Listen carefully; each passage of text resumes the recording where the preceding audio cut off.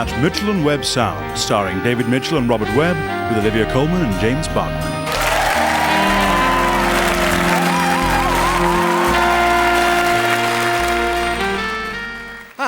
Good morning, John. Morning, Hugh. And how are you and your excellent corner shop this fine morning? Good. Good, thanks, Hugh. Right, good. Well, there you go. Loaf of Hovis, telegraph, and an apple. Right, Hugh. Although, John, just thinking, I tell you what, John. Yes, Hugh? I actually feel... Oh yes, I'm actually overcome with a sudden thirst. Goodness, I'm thirsty. Oh, I really am. I've got a tremendous thirst on all of a sudden. Oh! Yes, I think I'd better grab something to drink right away. Do you recommend anything? Well, we have lots of different drinks, as you know, Hugh. Yes, you do, all along that wall. But I'm so thirsty, I feel like grabbing something right at hand, something from this chiller. Here we go. Export Jürgenbrau. Yes, maybe I'll have one of these. Yes, maybe you will. Actually, now I notice this is an alcoholic lager beer, isn't it, John? 10% alcohol. Blimey, that's quite a lot, isn't it, John? Yes, Hugh. It's the most alcohol per milliliter at the lowest cost in this corner shop. Is it really? How fascinating. It's the continental way, isn't it? In Spain, they wouldn't dream of starting the day without a couple of cans and a vodka chaser. Probably. So, how much does all that come to? £2.70, Hugh. Oh, actually, now I look, I don't think I can afford this bread and paper and an apple and this drink. I might put the apple back. Will I have enough then, John? Not quite, Hugh. Oh dear. Well, I won't enjoy my toast without my apple and my paper. I need all three for an enjoyable breakfast. Maybe I'll put all these three items back and maybe get 2 cans of this lager beer you recommend, just in case the one doesn't rid me of my perishing thirst. That is the usual solution. Well, farewell, John. Farewell, Hugh. And would you like to put the miniature bottle of amaretto that's accidentally fallen into your jacket pocket back? Oh, thank you, John, yes. That could have been embarrassing. And you know what? I'm feeling so thirsty, I might just crack this open and drink it on the step of your shop. Yes, Hugh, of course. And why don't you have a lie down on the pavement afterwards if you're feeling a bit sleepy? What an excellent idea, John.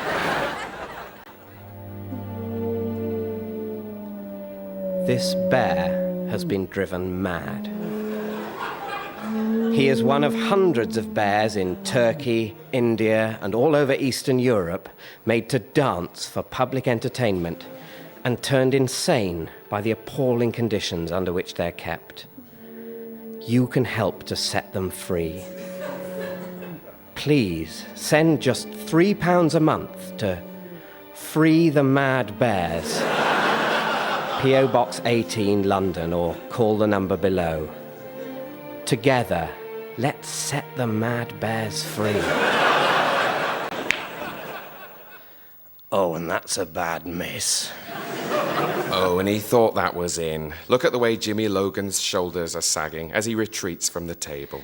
Another blow to the people's favourite in what has been, as we all know, a very difficult 8 or 9 years for Jimmy. Yes, he's certainly been struggling for form. He's been struggling for money, Peter, is what he's been struggling for. And he's not earning any sitting there watching a much younger man clear up. Yes, young Matthew Stevens potting away there like the whole world's made of pocket. While Jimmy there is out of pocket in more ways than one.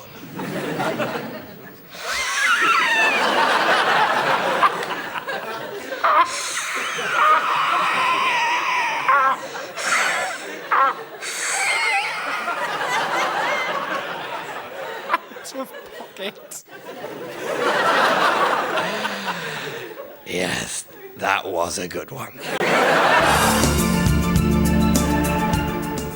Good evening and welcome to another edition of Imagine That, the show that takes the gin from gin and tonic and adds it to That to create a cocktail of creativity. Joining me, as always, are my trusty gang of imaginatorizers, the journalist and broadcaster Mark Kendall. Good evening. The author June Faulkner. Good evening. And the head of physics at University College London, Professor David Trussell. What? Who's there? Who are you? Don't touch me! Get off, get off, get off! It's good evening. Sorry, I was asleep, having a bit of a nightmare. And our first question tonight comes from Miss Elma Topa-Waz from Stratford, who asks, can the panel imagine a brand new sound? Mark Kendall? All right, I'm imagining a sound. Can you describe it? Yes, it's sort of mauve. A mauve sound? Yes, mauve with a dash of crimson stippling, and it's like the soft patter of an angel's tears as they drip into a slurry pit. And how does it go? Sort of boo-hoo, squelch, boo-hoo, squelch, boo-hoo, squelch. Excellent, excellent. June Faulkner, any new sounds entering your head? Yes, I've got quite a good one. It's like two cats made of Velcro, constantly fighting, then being pulled apart over and over again. Your sound is angry feline Velcro. In a word, yes. In 3 words, yes, it is. In 4 words, yes, it is, yes. In 5 words... Yeah, we get the idea. And how does your sound sound? Ah, who guards the guards? That doesn't actually make any sense. Give me your angry Velcro cat sound. All right, it's sort of... Thank you, June Faulkner. Professor Trussell, can you imagine a new sound? Will you leave me alone? Get out and leave me alone! Nodded off again. No, I've just had it with you. Fair enough. And your sound? It's a very round sound, like the tolling of a bell, but a bell made from beef with a clapper made of pastry. A sort of inverse beef Wellington bell. If you like. But it's a sound that rolls around the sky, tonal and mighty, echoing plaintively above the fields of Britain, then sinking low, low, low. It is a bell ringing like time itself, merciless, unwavering, deep-throated, resonant, and gloriously fearful. And how does it go? Bong. That's it. Yeah, and if you don't like it, you can imagine your own. Sadly, that's all we have time for in Imagine That this week. I can't imagine where the time's gone. I don't get it. Good night. This is an urgent appeal. Thanks to your help, we have been able to give freedom to hundreds of circus bears in Eastern Europe, driven mad by their captivity. Sadly, the story and our duty to these noble and savage creatures doesn't end there. Provision needs to be made for these animals if they are to live out their lives in a way that is peaceful and safe for all. So please send whatever you can afford to save us from the mad bears. P.O. Box 18, London.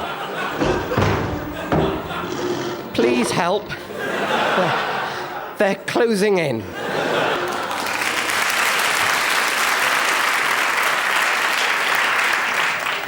And was it you that found the body?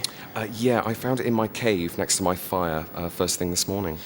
And can I ask you what you do? I'm a caveman, same as everyone else.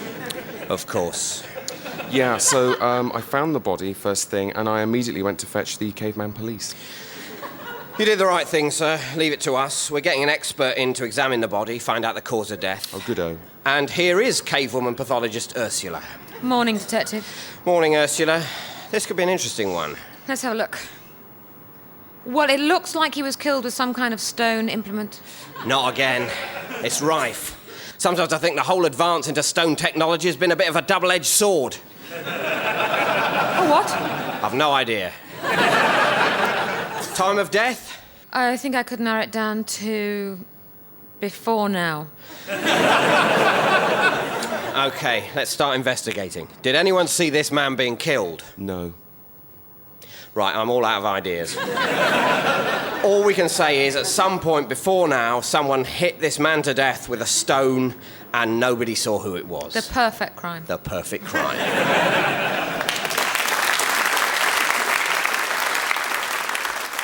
Oh, and that's a bad miss. Jimmy'd be disappointed with that, Ted. That's certainly no way to pay the mortgage. or the back taxes. Or the Batman. Or your membership of the Professional Snooker Players Association, which, for Jimmy, very nearly lapsed last year. But Stephen Hendry put his hand into his pocket like he has done so many times before. And on top of that, there's the alimony. Little Darren will be watching this game, willing his dad on, and thinking of Christmas. Of course, the nightclub closed. Jimmy's, I think it was called. Not the most imaginative of names, but that was probably the least of its problems, what with the asbestos and the cockroaches. And the tragic ecstasy-related death of that judge's daughter. No, that didn't help either. Well, Jimmy coming back to the table now. Good luck, mate. Caricature, sir? Madam, would you like a caricature? Sorry? Caricature, mate. Of me? Yes, mate, caricature, just £10. Like these ones you have here? That's right. £10? That's right. Sorry, you want me to pay £10 for something that makes me look ugly? Ugly, that's right, mate, a caricature. I don't understand. You want me to sit for you in one of the busiest public thoroughfares in the world so that you can methodically categorise my every physical failing for posterity before the wry gaze of strangers from all nations? That's right, mate, I'm evil. £10. £10 for the privilege of smiling greyly, wondering what you'll do with my asymmetrical ears or my grotesque clustering teeth. And the nose, mate. Well, yes, the nose. Your horrible nose, mate, and the teeth. £10, £12. £12? Yes, mate, I'm evil. £12 to sit there, lost and ashamed in a clammy trauma. Yes, mate, £12, ugly picture, you, take it home. £15. £15? Yes, mate. £15 to sit here like a guest on Vernon Kay's Head Jam. £15? £20. £20 for grinning totem of my every shortcoming. Hang it on the wall, mate, it can mock you. £20, show your friends. I'm not going to show my friends. Course not, don't have any friends. Drove them away, mate, didn't you? £20. Was it the teeth? It was the teeth, wasn't it, mate? No. It was her, mate, wasn't it? It's in your face. £25. She made you lose contact with them, didn't she, mate? Became the only person... The only person I cared about. Yes, mate. The only bloody woman I ever loved. More than life itself, mate. Your reason for living, wasn't she, you hackneyed loser? £25. The only reason I have for hanging around this joyless ball. And your inertia, mate. Your own wretched inertia. Apart from the inertia, of course. Why'd she leave, mate? The teeth. Was it the teeth? It was the face. Yes. Your face. Yes. Your face. 30 quid for your horrible face. Take it home, mate. Hang it up on your otherwise bare, dimly lit... Peeling, fat-stained walls. Stare at it. Caricature. Remind you of her. 30 quid. Bound in nightmarish eye contact. It can survive you, mate. Laughing at you, mate, when you're dead. 30 quid. £30? 50. I'm evil. I am beginning to find the thought strangely attractive. There you go. £50. Sit down. Very romantic, you ugly. A gesture such as this might win her back, mightn't it? No, mate. You've lost her. Forever. Right, I sit here, do I? Look at you.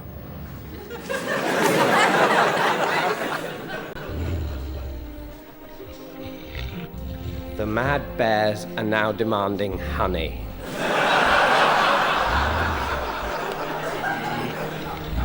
These noble beasts, for so long mistreated by humanity, for we have perhaps become too mighty. Although it doesn't always feel like it. Look, please help these noble beasts to enjoy the retirement they've deserved and in general to just calm down. Send whatever you can afford today to Honey for the Mad Bears, P.O. Box 18, London. Do you know it's actually impossible to buy a mobile phone without a camera in it now? That's absolutely ridiculous. I know. I mean, I have a camera, rather a nice new digital camera. And if I want to take photographs, that is what I shall use. Not an inferior version that happens to be attached to my phone, with which I may be attempting to make a call to chat to someone about the very moment of happiness, drama, or everyday good fellowship that I am also attempting visually to capture. Quite. I had exactly the same problem when I came to buy my microwave. I literally could not find one that did not also have a clock on it. I said, I understand that it should have a timer. That is integral to its function. But a clock to tell me the time of day, regardless of its relation to what I'm cooking, and whether or not it's nearly done, mocking me for my eccentric mealtimes, what on earth is the point? Indeed. For the time, I have my watch, of which I'm extremely proud, it being the only one I could find that didn't also force on me superfluous information, such as the date. Let it tell me the time alone, I said to the man. For the date, I have a rather fine calendar. The only one I could find that wasn't attached to photographs depicting an idealized version of what the weather may be like at that time of year. Indeed. I wouldn't own a barometer if I intended my calendar to inform me of the weather. My rather fine barometer, with the bit off the top containing a thermometer snapped off and destroyed.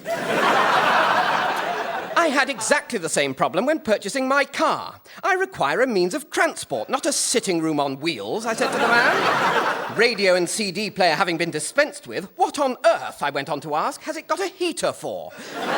Regulation of temperature is no business of a means of transport, covering up for its own failure to achieve its destination with pernicious yet assuaging warmth. Indeed. A car is for driving to places. If I wish to be warmed on the way, I'll do what I've always done and burn remainder copies of my autobiography on the back seat. Who wouldn't? Furthermore, let those who find the sensation of air rushing towards them at 70 miles an hour somehow beneath them buy windscreens, rather than the rest of us have them foisted upon us. I like you. Shall we go for a drink? Only if we can buy it somewhere where they don't also do food, seating, warmth, sky television and ashtrays. Indeed not. We shall do what I always do. Buy it at the offie and drink it in the park. Capital.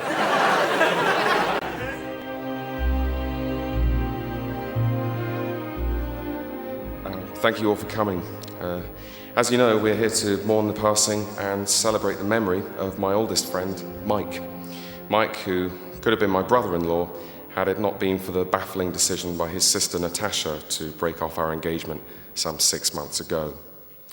I think what I will remember most about Mike was his common sense and his love of justice.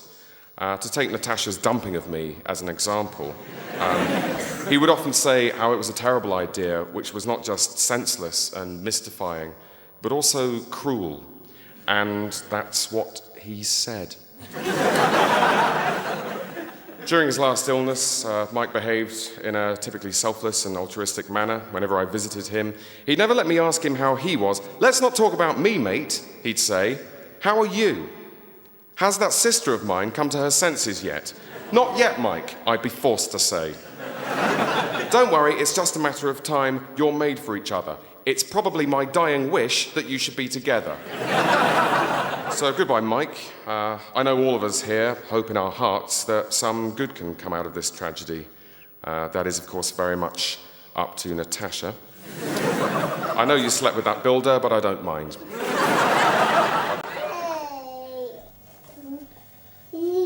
So she must have grown enormously since the last time you saw her. Oh, I don't know.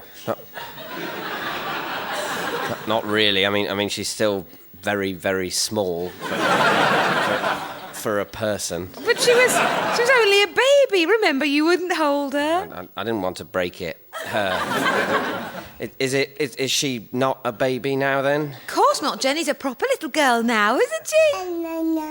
Oh, look, she's coming to give you Mr. Womble. Oh, isn't that kind of you, Jenny, to give Uncle John Mr. Womble? Thanks. What should I do with it? Perhaps Mr. Womble's got something to say. Do a Womble voice. Oh, no. Make him say, "Hello, Jenny." Hello. Make him say, "Hello, Jenny," in a Womble voice. Hello, Jenny. In a Womble voice. Hello. Give it here. Look. "Hello, Jenny, I'm Mr. Womble. Give me a kiss." That is like no Womble voice I've ever heard. Now you try it. Well, haven't we established you as Mr. Womble now? Go on.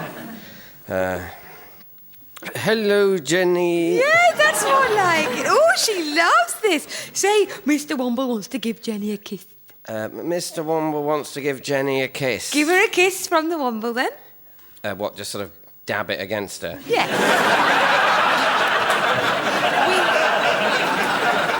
With the kiss noise. Right, here we go. Kiss noise. No. Do a kiss noise. You know, like... Okay, Here it comes, Jenny. Massive kiss from Mr. Womble. Go on, John. Oh, God, I'm so embarrassed. I'm so miserably embarrassed and I want to die.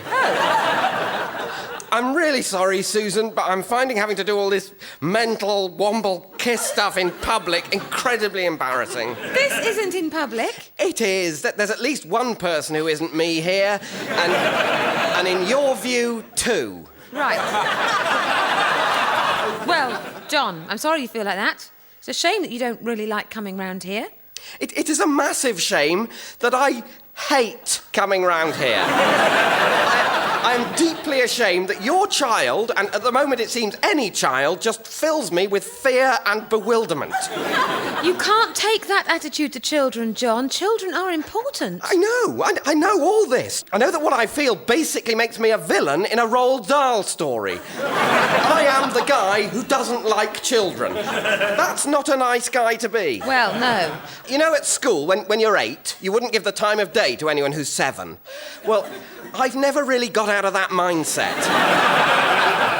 I don't know, John. Maybe one day, if you have your own kids, you might find them a bit less disgusting. Yeah. But then I'd have to have sex, and there's no way I'm doing that. You may remember our recent appeal to free the mad bears of India, Turkey, and Eastern Europe. Well-meaning though our work has always been, there is sometimes, it seems, a human as well as a bear cost. So please send just £3 a month to Orphans of the Mad Bear Massacre, P.O. Box 18, London.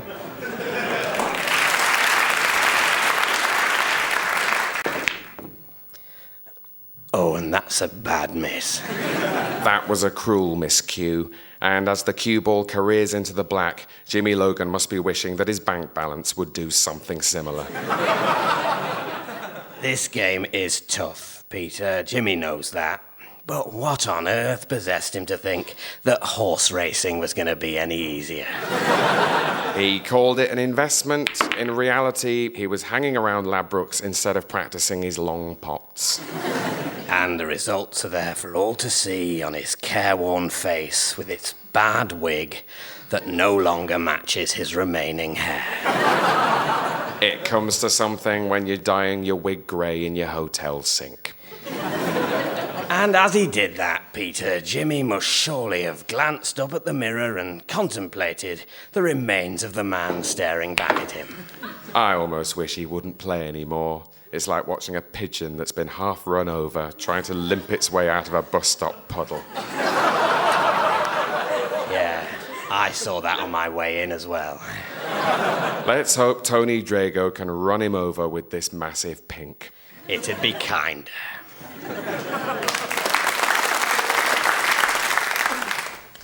Is there any point inviting Saddam Hussein? Because I'm in a real mood with him. He hasn't replied to the last 5 messages I've left. Oh, I think things are just really up in the air with his career at the moment. We should ask him, though. He could probably do with a good knees up. Well, I am cross with him, but he is fun. When he's got his cigar on the go, he does a cracking impression of Hannibal from the A-Team. It is uncanny. You know, I love it when a plan comes together. I mean, I can't do it, but him. Yes. And of course, that's wonderfully self-deprecating because, as he was telling us at that do, things have been going pretty pear-shaped for him at work.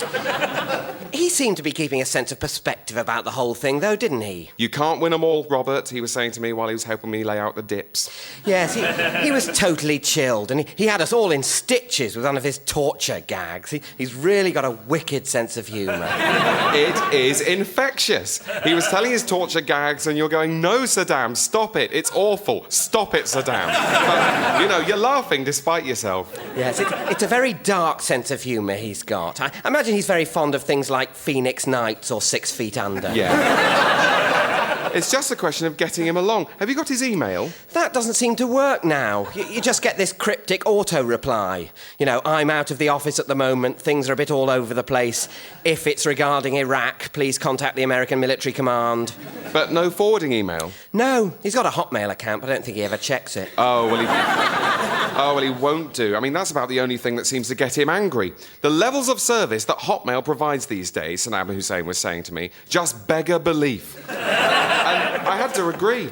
He was trying to download How to Dismantle an Atomic Bomb, but he reached his download limit.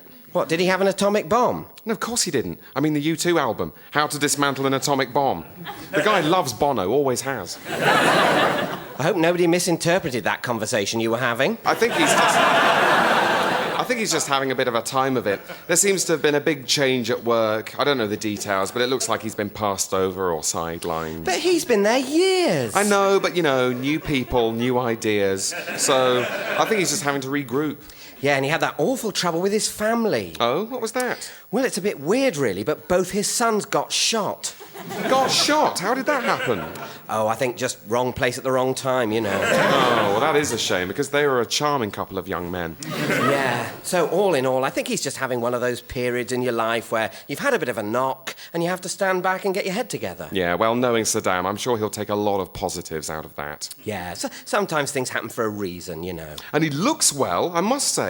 I saw him on the news. I was on the phone, so I didn't hear what he was doing, but I think he was opening some new courtroom or something. And he looked absolutely terrific. Really? Yeah, he's got this whole new look. He's dropped the whole military figure-hugging khaki thing that wasn't doing him any favours. And that bloody Frank Spencer beret we all used to take the piss out of. Yeah, that was his other good impression. What a sport. Anyway, he's lost a lot of weight. He was wearing a simple suit with a nice open-neck shirt and a smartly trimmed beard. He looked like Omar Sharif. Do you think he went on that Trini and Susanna? No. I'm sure we would have heard about that. Thanks to your help, the plight of hundreds of circus bears driven mad by their captivity and of the hundreds of people who live near former bear enclosures has been greatly alleviated. And now we're asking for you to make a difference once again. So please, adopt a mad bear today. We'll send you our Adopt a Bear mug and sticker set, our monthly newsletter, and a mad bear. That Mitchell and Webb sound starred Robert Webb, David Mitchell, Olivia Colman and James Barkman. It was written by David Mitchell and Robert Webb, James Barkman and Mark Evans, Jesse Armstrong and Sam Bain, Chris Reddy, John Finnemore, Jonathan Dryden-Taylor and Simon Kane. The producer was Gareth Edwards.